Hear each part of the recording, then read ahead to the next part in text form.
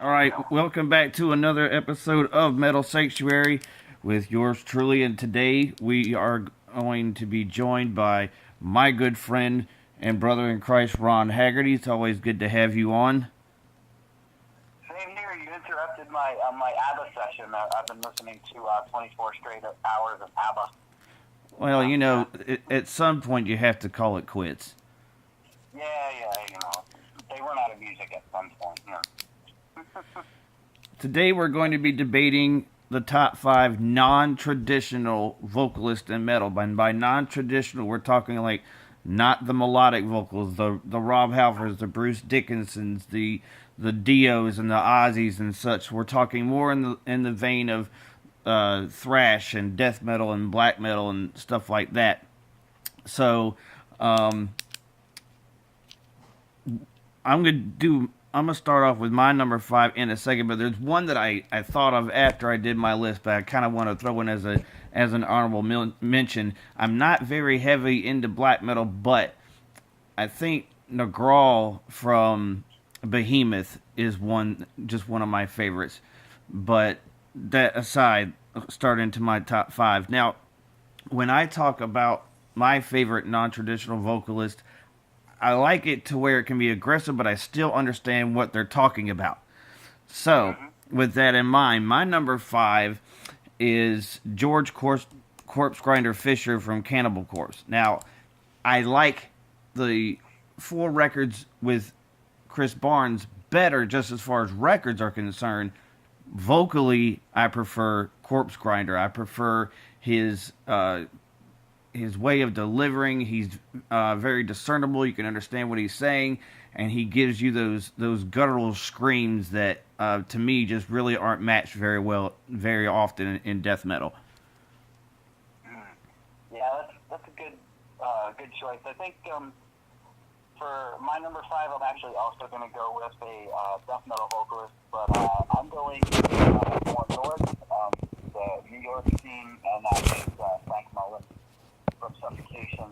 And for brutal death metal, I don't know if it gets better than Suffocation, and Frank Mullins always has that clear, distinct, even though he sings like ultra low guttural style, he enunciates very well, as you can tell. Right. What he's singing, yeah. And what was I gonna say? He's not like one of those guys who wrap his fist around the mic and bark like a dog type vocalist. He's very well enunciated. Right. So that's my number 5, Frank Mullen. Yeah.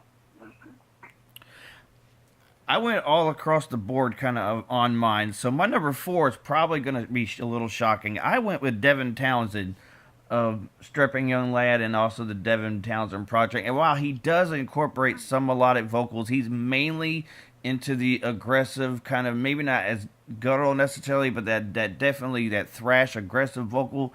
And I never really have gotten a chance to get in his solo work, but I absolutely love Strapping Young Lad, and I love the way his voice comes out. Oh yeah, fantastic stuff. And he definitely nails the screams, and not like today's metalcore screams either. It's just very, very well done screams. My number 4, I think I would have to go with. I'm gonna go with another death metal band. I'm going even more old school. Chuck Schuldiner from Death, and he's someone that his voice changed throughout the years. He went from a less guttural to a more like harsh thrash metal style vocal later on. But no matter what style he was singing, he never really did like the melodic type stuff. He never did clean. He always did like the harsh, raspy. And at first it was like guttural on Scream Bloody Gore. It was guttural for the 80s type style. But he always had just a great kind of harsh death metal style vocal, and always bordered on thrash death metal. So Chuck Schuldiner would be my number 4. And one guy that kind of, if you listen to just vocally as far as that harsh sound, somebody that kind of almost mirrors him towards the end of what he was doing with Death would have been Danny Filth from Cradle of Filth. I just think vocally he kind of maybe he tried to model his vocals a little bit after that, like Sound of Perseverance style that Chuck had at the time. Right, yeah. Number 3, I'm going with a thrash vocalist, and I'm going with Chuck Billy from Testament.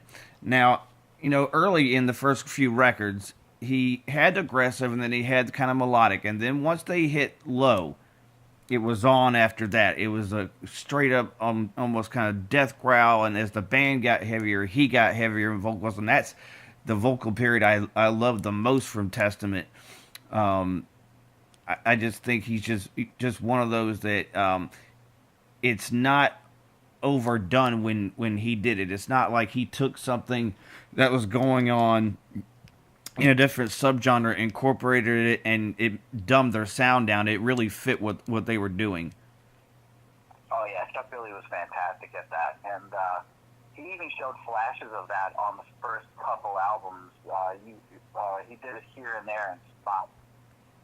Whereas Low and then later on Demonic, where he just pretty much sang, death metal all the way through. Like those first couple albums, he showed flashes of it here and there, and then it would come to full light on Low. Right, and even on, especially like on a song on like Disciples of the Watch, when he comes into that part where he talks about burn you to the cross, that's kind of, it gives you that glimpse of what he would eventually do. Right, that real throaty kind of stuff. Yeah. I'm going my number 3. I'm going kind of opposite end of the spectrum. I'm picking a thrash metal vocalist, but he has kind of a clean sort of style, but it's still very, very aggressive, and that would be Caton Lapena from Hyrax. And I'm a huge fan of those unique vocalists, those, love to hate them vocalists, that nobody else sounds like. And Caton just had this, this range, just this off-the-wall voice, and it's almost like shout in your face, but it's still singing kind of style. Right. Hyrax, obviously, one of my top 3 favorite thrash bands of all time. But Caton Lapena definitely gets the nod there. For my number 2, I'm going with a vocalist that the bands he's been in have had a lot of different styles that they've done, and he's been in several bands, and I'm talking about Max Cavalera, from Sepultura to Soulfly to Cavalier Conspiracy to Killer Be Killed to what was that one record they had, the album Point Blank, Nail Bomb. Yeah. He's just always gotten, to me, it's just one of those voices that just sounds like Armageddon. He's got the vocal that sounds like the end of the world is coming. And you can still, barred from about the first EP and the first record, you can pretty much understand. I blame a lot of that on production. Very hard to really understand anything on those first couple of releases. But from Schizophrenia on, I mean, you can definitely understand what he's saying. Oh yeah, and his thick Brazilian accent, or wherever is that where they're from, right? Brazil? Yeah, correct. Yeah, that thick accent that he's got, makes it kind of harder to understand too. But yeah, I can definitely hear you there. My number 2, I think, I'm going unique vocal style, or unique vocalist again, and I'm picking Nuclear Assault. Is it Glenn Evans? Lead singer? Yeah. Evans from Nuclear Assault, who just has that, again, with the New York style shout kind of vocals, but very unique, very unmatched. I mean, there's nobody else who sounds like Glenn Evans, and it's very, very good, like harsh kind of vocal. And again, unique. No one sounds like him, and again, I'm a huge fan of that kind of, love him or hate him style vocals. But Glenn Evans gets my number 2 spot. My number 1 is one you have mentioned, and you probably already know which one I'm going with, and I'm going with Chuck from Death as well. I really didn't get into death metal until about the early 2000s, and I just happened to be in a store, and I was fumbling through the CDs. I weren't even in any kind of order, and I saw the cover of the Scream Bloody Gore album. And I just looked at it. I'm like, well, this is not going to be a light album. And I picked it up, and it was just like I had always been a thrasher. And when I first started hearing, I'm like, oh yeah, this is kind of what I'm into. And then Chuck starts singing, and I'm like, what happened? What is this? And it was like unlike some death metal vocals, it didn't take me long to really get into Chuck and into death, and that's for me. As far as that the style that he started, there were some death metal bands or whatever that were coming kind of on the cusp of before Scream Bloody Gore came out, but I think that's to me that's where the true death metal vocals started. Yeah, and they probably started a little earlier than that because you had bands like Celtic Frost and Venom and stuff like that with the harsher vocals. But Right, and Possessed and the early Sepultura. Yeah, Death brought in that guttural sort of, and they're a good band for someone who's like what you said, someone who's just getting into death metal, who might be turned off by some of the more brutal stuff. Death is a good band to really kind of sink your teeth into when you're first getting into death metal. So yeah, that's definitely a good choice. So my number one is again one of those love 'em or hate 'em style vocalists. And when I first heard this band, I absolutely hated them because of the vocals.